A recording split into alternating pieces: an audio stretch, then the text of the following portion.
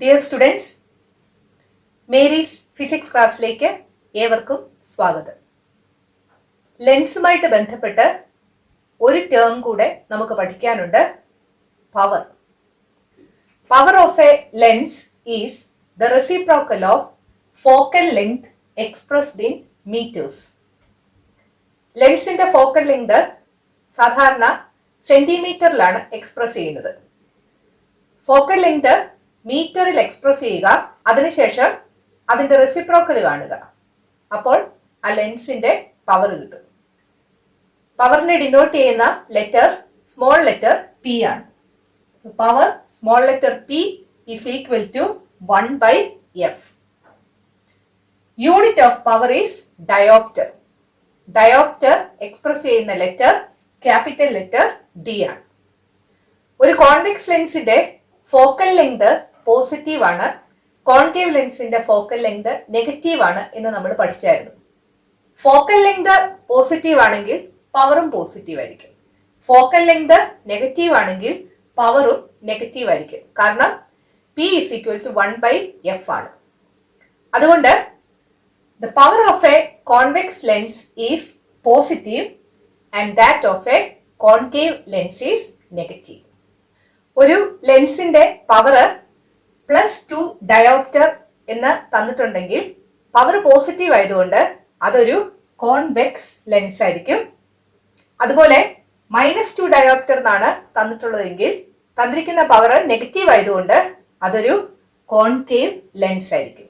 പരീക്ഷയ്ക്ക് പവർ തന്നിട്ട് അത് ഏത് തരം ലെൻസ് ആണ് എന്ന് ചോദിക്കാം.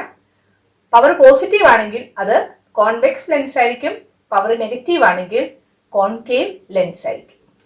പേജ് നമ്പർ 125-ൽ ഒരു ക്വസ്റ്റ്യൻ തന്നിട്ടുണ്ട്. Calculate the power of a lens of focal length +25 centimetre. So focal length F is equal to +25 centimetre.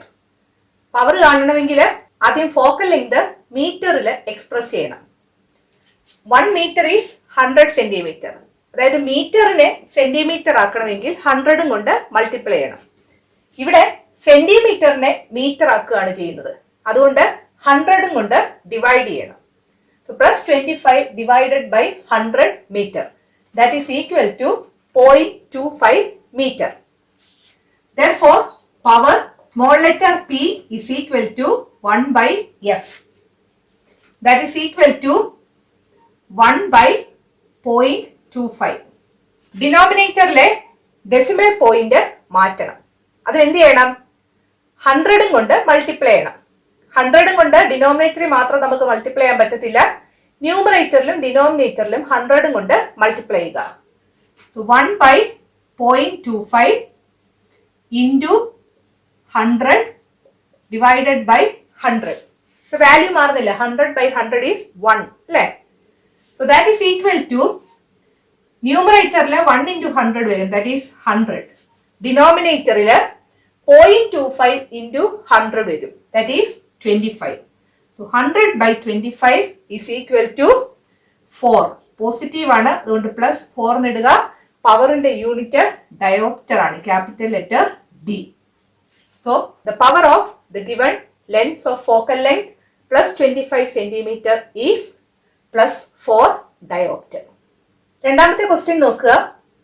What does +2 dioptre in A prescription stand for? What is it's focal length? What kind of lens is it? ഒരു പ്രിസ്ക്രിപ്ഷനിൽ +2 dioptre അല്ലെങ്കിൽ +2D എന്ന് കണ്ടാൽ അത് എന്തിനെയാണ് കുറിക്കുന്നത്? +2 dioptre stands for the power of the given lens. രണ്ടാമതായിട്ട് ചോദിച്ചിരിക്കുന്നത് what is it's focal length. Power എന്ന് പറയുന്നത് +2 ഡയോപ്റ്റർ ആണെന്ന് തന്നിട്ടുണ്ട്. P is equal to 1/f. Therefore, F is equal to 1/p. That is equal to 1 divided by 2. That is 0.5 metre ആണ്. കാരണം power എന്ന് പറയുന്നത് the reciprocal of the focal length expressed in meters ആണ്. So പവറിന്റെ reciprocal എടുത്താൽ നമുക്ക് focal length കിട്ടും. ആ ഫോക്കൽ ലെങ്ത് മീറ്ററിലായിരിക്കും കിട്ടുന്നത്. മീറ്ററിനെ സെന്റിമീറ്റർ ആക്കണമെങ്കിൽ 100 കൊണ്ട് മൾട്ടിപ്ലൈ ചെയ്യണം. That is equal to 0.5 into 100 centimetre. 5 into 100 എന്ന് പറഞ്ഞാൽ 500 വരും അല്ലേ? അതിൽ നിന്ന് ഒരു ഡെസിമൽ പോയിന്റ് ലെഫ്റ്റിലോട്ട് മാറ്റണം. That is 50 centimetre. So focal length of the given lens is 50 centimetre. C part നോക്കുക.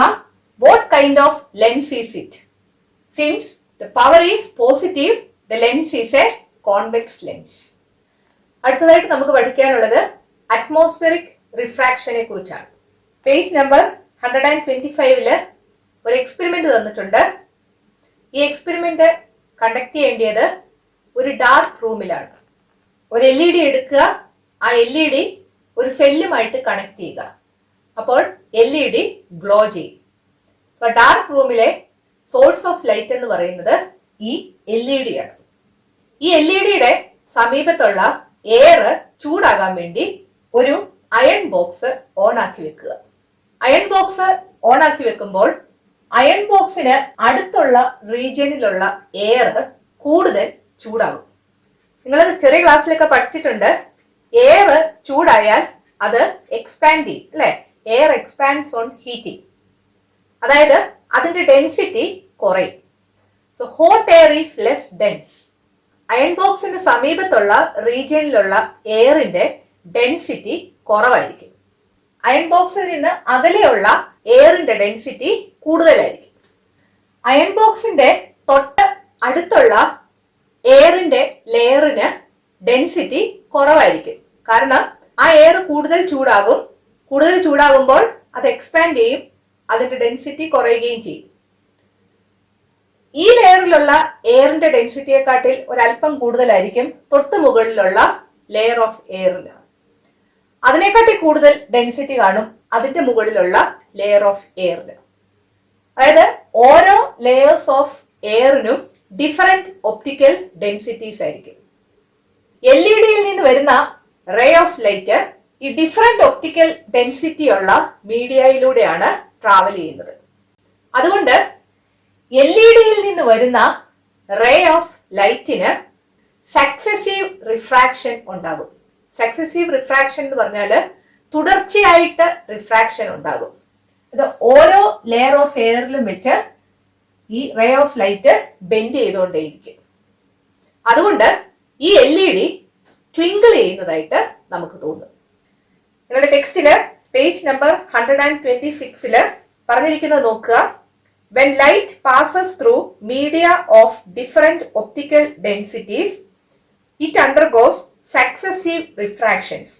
Hence, the source of light appears like twinkling. നമ്മളിപ്പോൾ പറഞ്ഞ എക്സ്പെരിമെന്റ് LEDയിൽ നിന്ന് വരുന്ന light rays different optical densities ഉള്ള മീഡിയയിലൂടെ കടന്നു പോകുന്നത് കാരണം ആ ലൈറ്റ് റേസിന് സക്സസീവ് റിഫ്രാക്ഷൻ ഉണ്ടാകുന്നു. അതുകൊണ്ട് ആ LED ട്വിങ്കിൾ ചെയ്യുന്നു എന്ന് മനസ്സിലാക്കി. സ്റ്റാർസ് ട്വിങ്കിൾ ചെയ്യുന്നത് എന്തുകൊണ്ടാണ് എന്ന് നമുക്ക് നോക്കാം. ഡിസ്റ്റന്റ് സ്റ്റാർസിൽ നിന്ന് വരുന്ന ലൈറ്റ് റേസ് പല ലെയേഴ്സ് ഓഫ് എയറിലൂടെയാണ് കടന്നു പോകുന്നത്. ഈ ഓരോ ലെയർ ഓഫ് എയറിനും ഓരോ ഒപ്റ്റിക്കൽ ഡെൻസിറ്റിയാണ്. അതുകൊണ്ട് ഈ സ്റ്റാർ ലൈറ്റിന് സക്സസീവ് റിഫ്രാക്ഷൻ ഉണ്ടാകും. ഈ ഓരോ ലെയർ ഓഫ് എയറിൽ വെച്ചും സ്റ്റാർ ലൈറ്റ് ബെൻഡ് ചെയ്യുന്നത് കൊണ്ടാണ് ഈ സ്റ്റാർ ലൈറ്റ് ഒരു കേർവ് പോലെ കാണിച്ചിരിക്കുന്നത്. എർത്തിൽ നിന്ന് നോക്കുന്ന ഒരാൾക്ക് സ്റ്റാർ ഈ പൊസിഷനിൽ ഇരിക്കുന്നതായിട്ടാണ് തോന്നുന്നത്. സ്റ്റാറിന്റെ ഒറിജിനൽ പൊസിഷൻ അല്ലെങ്കിൽ ആക്ച്വൽ പൊസിഷൻ എന്ന് പറയുന്നത് ഇതാണ്. പക്ഷെ സ്റ്റാർ കാണപ്പെടുന്നത് ഈ പൊസിഷനിലാണ്. അതിന് നമ്മൾ അപ്പാരന്റ് പൊസിഷൻ എന്ന് പറയും. അത് ആക്ച്വൽ പൊസിഷൻ അല്ല, നമുക്ക് തോന്നുന്ന പൊസിഷനാണ്. സ്റ്റാർ എന്ന് പറയുന്നത് ഒരു ഡിസ്റ്റന്റ് ഓബ്ജക്റ്റ് ആണ് അല്ലെ? അത് കാരണം സ്റ്റാർ ഒരു പോയിന്റ് സോഴ്സ് പോലാണ് നമുക്ക് തോന്നുന്നത്. ഒരു പോയിന്റ് പോലെ ഉള്ളൂ. ഈ അപ്പാരന്റ് പൊസിഷൻ അല്ലെങ്കിൽ നമുക്ക് കാണപ്പെടുന്ന പൊസിഷൻ എന്ന് പറയുന്നത് വേരി ചെയ്തുകൊണ്ടിരിക്കും. കാരണം ഈ അറ്റ്മോസ്ഫിയറിന്റെ ഫിസിക്കൽ കണ്ടീഷൻസ് വേരി ചെയ്തുകൊണ്ടിരിക്കും. കാരണം ടെമ്പറേച്ചർ കൂടുന്നതിനനുസരിച്ച് ഈ ഓരോ ലെയർ ഓഫ് എയറിന്റെയും ഒപ്റ്റിക്കൽ ഡെൻസിറ്റി മാറിക്കൊണ്ടിരിക്കും. സോ ഈ സ്റ്റാർ ലൈറ്റ് ഒരു തവണ ഈ രീതിയിലായിരിക്കും ബെൻഡ് ചെയ്യുന്നത്. അപ്പോൾ ഇവിടെ നിൽക്കുന്ന ഒരാൾക്ക് സ്റ്റാർ ഇവിടെ ആണെന്നായിരിക്കും തോന്നുന്നത്. അടുത്ത നിമിഷം ഈ സ്റ്റാർ വേറൊരു രീതിയിലായിരിക്കും ബെൻഡ് ചെയ്യുന്നത്. അപ്പോൾ ഇവിടുന്ന് നോക്കുന്ന ആൾക്ക് സ്റ്റാറിന്റെ അപ്പാരന്റ് പൊസിഷൻ വേറൊരു ഭാഗത്തായിരിക്കും തോന്നുന്നത്. ഇതിനോട് ചേർന്നുള്ള ഒരു ഭാഗത്തായിരിക്കും. അതായത് ഡിഫറെന്റ് പോയിന്റ്സിൽ നിന്നുള്ള സ്റ്റാർലൈറ്റ് ആണ് നമ്മുടെ കണ്ണില് എത്തുന്നത്. അതിലെ ചില ഭാഗത്തു നിന്ന് വരുന്ന സ്റ്റാർലൈറ്റ് നല്ല ബ്രൈറ്റർ ആയിട്ട് കാണാൻ സാധിക്കും. ചില ഭാഗത്തു നിന്ന് വരുന്ന സ്റ്റാർലൈറ്റ് മങ്ങിയായിരിക്കും കാണുന്നത്. അത് കാരണം നമുക്ക് തോന്നുന്നത് എന്താണ്? ഈ സ്റ്റാർ അവിടെ നിന്നോണ്ട് മിന്നു കാണുന്നതാണ്. നിങ്ങളുടെ ടെക്സ്റ്റില് ഷോർട്ടായിട്ടുള്ള ഒരു എക്സ്പ്ലനേഷനാണ് തന്നിരിക്കുന്നത്. അത് നമുക്കൊന്ന് നോക്കാം.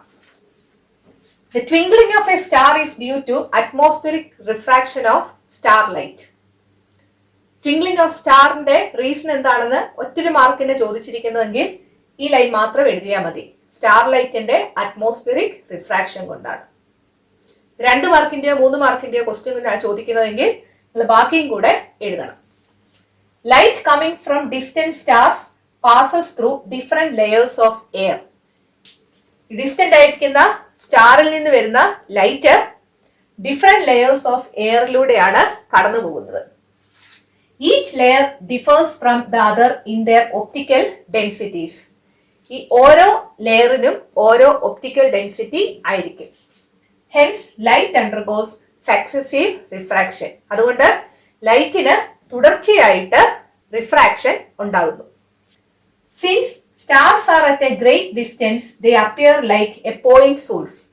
സ്റ്റാർസ് ഒരുപാട് അകലെ ആയതുകൊണ്ട് അതൊരു പോയിന്റ് സോഴ്സ് ആയിട്ട് തോന്നുന്നു.